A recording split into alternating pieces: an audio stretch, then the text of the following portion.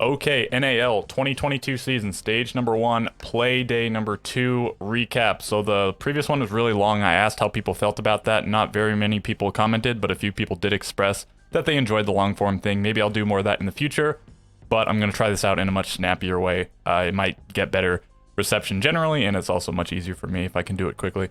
And so just a couple things before we talk about the actual matches. I talked about Castle in the previous day, and it looks like it was just because of the maps that we were playing that we saw so much Castle. There wasn't nearly as much today. Thorn is seeing a little bit more play than I expected, but it is largely down to her just having an okay gadget and a shield and a good gun. The broadcast was about a similar amount of time. I think they can still probably cut down some amount of time in between the matches, but that's maybe a discussion for another day. And apparently the studio is in Los Angeles. I was unsure of where it was before. So, okay. All right, Sonics versus Parabellum, first game of the day. This ended up being a 7-3 in favor of Parabellum. A little bit of a shocker, but not the biggest surprise in the world given Sonics' poor performance in the previous Playday. Playday number 1, they fell 7-1 to Astralis, and again, a 7-3 here. We ended up going to Chalet, which is Parabellum's pretty well undisputed best map. Maybe it was unclear if that would still be the case given the roster changes, but it looks like they're still quite good on it, and it was also a very good map for Sonics in the past, if not their best map. Maybe Consulate was their best map, but that's not in the pool anymore. And so they go there. They could have gone to Theme Park. They did have the last choice at the very end, but I think they didn't want to repeat what happened against Astralis, where they played on a new map, and they just ended up being not nearly as prepared for it as their opponents were. So they decided to go to Chalet, a map that both teams are good on, and it ended up coming back to bite them. I think Sonics will probably bounce back in the future. I thought they would bounce back today, but maybe that was a little bit of a miscalculation, and they needed more than just like 20 hours or whatever it was to bounce back. So looking at the match, the round breakdown, Parabellum gets the first round, Sonics, Parabellum, Sonics, so they're going back and forth. Rexon gets a little clutch here, and then Parabellum breaks the mold. They get 2 in a row, going up 4-2. That's pretty big. Eska does a 1v1 clutch here. It's pretty big on the defense of Chalet. It's a pretty attacker-sided map, especially given the attacker repick. And then we switch sides. Parabellum gets 2 more rounds, putting them already up onto match point. They're up 6-2, and then Sonics gets 1 to stay alive. Super gets its only 3 kills of the game, and then we go in around 10, and Parabellum pulls out this sort of pocket strat with a bunch of smokes and a glass, and they rush and just plant. They plant in an unexpected spot. They get it down. They do fall to a 1v3, but Eska does manage out to clutch it. Sonics maybe could have played it a little bit better, but it was well played by Eska. And so they win the game 7-3. Community prediction was heavily in favor of Sonics, and I think this is maybe blown a little bit out of proportion given the results of day 1. Neither of the teams won. But Parabellum did get a better win. It was against perhaps a worse team. That remains to be seen. But Sonics is still sort of a titan of NA. Maybe they're falling out of that status for this season. We'll see what happens going forward. But yeah, maybe 92% was slightly too generous, but it's still, in the ballpark of what I'd expect. Eska really popped off here, 1.73 rating. And Kool-Aid does well again. They're switching up roles, Parabellum, based on the map. Penguin talked about that in his interview. Curators is here on the bottom. He was the top performing player on their team statistically in the previous play day, so we do see several instances of this today, of a player going from the top to the bottom or the bottom to the top. And then over here on the Sonics, nothing too notable. Okay performance from Rexon and Yeti. Okay performance, I guess, even from Kansan and Grixer. Super at the bottom. I mean, that's sort of what you expect from the IGL Thermite Smoke player. It is good to see Yeti putting up a little bit better numbers. He did have really, really bad stats in the previous play day. And I think that does it for this match. Let's move on to the next one. Okay, a 7-2 victory, Space Station over Mirage for the second game of the day. They went to Bank, which is the same map that both of these teams played yesterday. Space Station won 7-3 over Xset. Mirage lost 3-7 versus Dark Zero. So a little bit bold of Mirage to return to the map that they just lost on and their opponents just won on.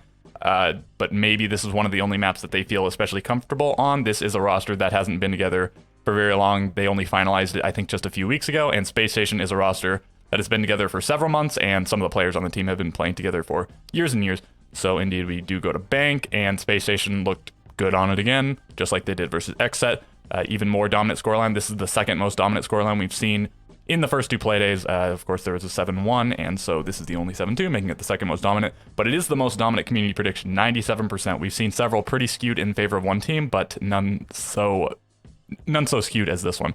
And so looking at the round breakdown, Razor gets a lot of multi-kills, and he's the only reason I think this wasn't a 7-0. So Space Station, Mirage, Space Station, Mirage, you'll notice Razor got a 3K and a 4K with a 1v2 clutch in the 2 rounds that Mirage do win, and then it's 2-2, and the Space Station just takes 5 in a row, 1, 2, 3, 4, 5, to close out the game. Hot and Cold really popped off in this one. For his team, 14-3. This puts him back in top 5 ratings, and so we'll look at the stats at the end, look at that a little bit more. Sky's also doing quite well. He's really flourishing on this with the role change. Him and Bosco sort of switch roles. Sky's is more on flex support, whereas Bosco is on like hard support and IGL. Rampy and Fultz with pretty modest stats. They'll probably pick it up in the future, but as long as their teammates are doing this sort of thing, it doesn't really matter. Razor, the only shining light for his team, almost double the rating of the next highest player on his team. Only one to go positive. Everyone else went at least double negative. Even on entry, cost not spectacular, but he was extremely impactful in the rounds he was impactful in. And then Marmalade and Tomless didn't get absolutely destroyed. It was pretty bad, but Melted and Benji did get taken down pretty hard. We're going to need to see Mirage bounce back, and it might not happen next week. They did have a tough week this week playing against Dark Zero and Space Station, but they play against Oxygen and TSM next week. So the beatdown might continue. We'll have to see how they fare against some of the lower tier teams. And let's move on to the next match. Oxygen versus Astralis, 7-3 on Chalet, the second 7-3 on Chalet we see for the day. This match was sort of looking to be the match of the day based on both of these teams' performances in the first day. Astralis, that really big destruction of Sonics, a bit of an upset, and then Oxygen, a little bit of an upset depending on how you look at it, but an impressive showing against TSM no matter who you thought was going to win. But it just does end up being Oxygen taking down Astralis fairly handily, and Oxygen just look incredible going forward. We'll see how Astralis looks going forward. They have, I mean, this wasn't an absolute beatdown like their game against the Sonics, but it was, you know, a relative beatdown. So they've been beat down once, they have beat down once. We'll see what happens with them in the future. Round breakdown, Oxygen gets the first 5 in a row, which isn't an insurmountable obstacle. Astralis does get this one round to make it 5-1. It's a very attacker-sided map, especially with repick and everything, so maybe Astralis can do it, but 5 in a row is just pretty damning. It's pretty backbreaking. Astralis does manage to get 2 once they switch sides, making it 3 in a row, but Oxygen just gets 2 more rounds to close it out. Fox 8 was electric in this game, especially in the last 2 rounds, back-to-back 3Ks, as you can see, and while electric, there's a little clip of him dancing, which I may or may not play. Season, and look at it! Less than 80% for Oxygen, and it's weird to say this is one of the least skewed ones we've seen because we've seen so many at 90% plus, and that might even out going forward. We'll have to see. But Oxygen, I mean, they might just keep getting more and more voters if they keep playing like this. Everyone getting pretty well destroyed on Astralis. J90 went from the bottom in the first playday to the top in the second playday. Iconic went from the top in the first playday to the bottom in the second playday, and he got crushed the worst. 4-9 is a long shot from his 16-4 in the previous playday.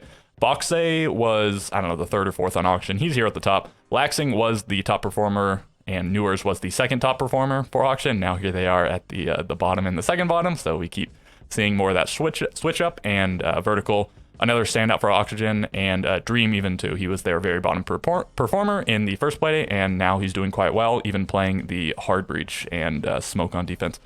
And so Oxygen, yeah, again, they look really good going forward, and they are tied at the top of the leaderboard with Space Station in terms of points. Technically, they're not at the very top because they don't have the best round differential, but I did put them at the top of the power rankings. Okay, so let's move on to the next match. Okay, TSM versus Exet, 7-3 on Chalet. This is actually the 3rd 7-3 on Chalet we've seen for the day, which is kind of crazy. Exet had a tough first week, just like Mirage did. They had to play against Space Station and TSM. And actually, compared to the old Exet, they are not even up to par in terms of averages. So the old Exet averaged, I think it was 3.3 repeating rounds against Space Station, and they only got 3 rounds, the new Exet did, and the new Exet got 3 rounds, which is actually the same as the average for the old one. So even though the roster looked a lot better than the old one, they're not living up to the averages, the expectations, or whatever. But it is just the first 2 play days. Let the team settle in, and also let's see how they fare against teams like Beast Coast and Astralis and Mirage and whatnot. Okay, looking at the round breakdown, TSM gets off to a pretty hot start. They get 3 in a row on the defense, which is big. It's an attacker-sided map, as I've said. Exet does answer back with 2 rounds, and then TSM gets 1 to make it a 4-2 defensive half for them. Exet gets their first defensive round, but then TSM just shuts things down, 3 in a row on attack. So fairly decisive win for TSM. 96% of voters in their camp, so almost as skewed as SSG versus Mirage, just 1% less skewed, I suppose. And then looking at the stats, Diaz is the only one above water, above 1.0 for his team. Spirits does go even on KD. Gomez struggling again here. Yaga and Kino were the top fraggers for their team in the previous playday, and now here they are at 3rd and 4th. And over on TSM, Achieved really popped off, so did Merc, and then Chala and Bolo right around 1.0. Geo struggling a little bit, but you know, it is what it is. Sometimes somebody's got to struggle. And Bolo really hasn't been living up to, Bolo expectations. That's sort of how it goes a lot of times for him. He's really good internationally, but for some reason, he's just not as good in the region. He went even here, and he went, I think, negative in the first Playday. Anyways, let's move on to the next game. Dark Zero versus Beast Coast. This one went all the way, all 15 rounds, and this did end up being the best game of the day. This is the only overtime game we've seen thus far in all 10 games between Playday 1 and Playday 2. And so by default, that makes it pretty exciting. But there was also some shit talking before this game. Canadian on his podcast with Intero was sort of talking about how he doesn't think Drip is that good of a player or that good of an influence on his teammates. And then in the previous Playday, Drip was talking in his interview about how he thinks maybe Canadian's a little bit washed. It's time for some of the old guard to retire, this and that. And well, we'll see the stats at the end and we'll see who showed up whom. But you can sort of see by the 8-7. And indeed, Drip did talk a little bit on Twitter afterwards about how an established team like Dark Zero probably shouldn't be going all 15 rounds against the brand new Beast Coast. But, well, it's still sort of up to interpretation. Let's take a look at the round breakdown. Okay, so Beast Coast, Dark Zero, Beast Coast, Dark Zero, Beast Coast, Dark Zero, back and forth and back and forth. Sweater 1v2 clutch here. I think he even gets another one in a later round. Okay, so 3-3 half for the first half. That was Dark Zero's defense, and now we switch sides. Beast Coast, Beast Coast. So they're up 5-3. It looks like Beast Coast might run away with things now that they're on the defense of Villa. And then a little NJR clutch. 2 rounds in a row from Dark Zero make it a 5-5, and then even one more. It is now a 6-5. The tables have really turned. It went from a 2-round lead for Beast Coast to a 1-round lead for Dark Zero, and they're up on match point. If they can win this one, they win in regulation, I suppose. And that is not what happens. We do go to overtime, and then Dark Zero... Beast Coast, 1v3 clutch by Sweater. NJR does kill himself with a nade, which is pretty funny, pretty unfortunate, but it doesn't really matter because in the very last round, Dark Zero manages to take it. It looks like, I guess Beast Coast got a little bit antsy or something. They all died pretty quickly, and in maybe a little bit questionable fashion, they perhaps should have slowed down just a little bit. But they do get the 1 point out of the matchup. Another super skewed prediction. It really looked like Beast Coast would take it at 1 point, and I did predict Dark Zero. I guess I got it correct, but, well, it was shaky through and through. Another 90%, though, is crazy. We keep seeing those. All right, Sweater was the standout for his team, involved in 7 entry engagements and going 12-9, the only one positive on his team. He got, indeed, 2 clutches, and then everyone else... they did okay. I guess Surf and Anthony did okay. Drip and Slash didn't do especially well. Bottom frag for the lobby, unfortunately, is Drip, and top frag, along with NJR, is Canadian. So, indeed, Canadian did show up Drip, but, well, we'll see. We'll see the standings by the end of the season, and we'll see how things progress in the future. Perhaps this is just grounds for more shit-talking, or perhaps some revenge. And, nothing else too exciting here. Pamazoo was getting especially crushed. He was, like, 2-8, or he was something really bad, 2-7, whatever it was, and then he went 9-10 in overtime. He went like 7-1 or something really good in overtime. He was their top frag in the previous game, and now here he is almost at the bottom, but again, he did pop off massively in overtime. And I guess that does it for the game, so we'll take a look at the standings and some stats. Okay, here we have the standings on Liquipedia. I'll read them out for, I guess, the people that don't like to look at the screen. Space Station, Oxygen, Dark Zero, Beast Coast, Astralis, Parabellum, TSM, Xset, Mirage, and Sonics. So we have a couple of groupings here. Space Station and Oxygen are tied on points. There's no head-to-head established yet. So Space Station is above Oxygen only by way of their round differential. I did put Oxygen above Space Station in the power rankings. Then we have Dark Zero, and then Beast Coast, and then a few people tied again, so that the top 4 is all established except for the Space Station Oxygen tie at the moment. And so Astralis, Parabellum, and TSM, they all have 3 points, and none of these guys have played each other either, so again, they are ordered just by round differential, and I guess even Astralis and Parabellum have the same round differential, but Astralis has lost more. I don't know. It's just, maybe it's alphabetical. I don't really know. Anyways, at the very bottom, we have Xset, Mirage, and Sonics, very surprisingly. So once again, ordered by differential, Xset over Mirage over Sonics.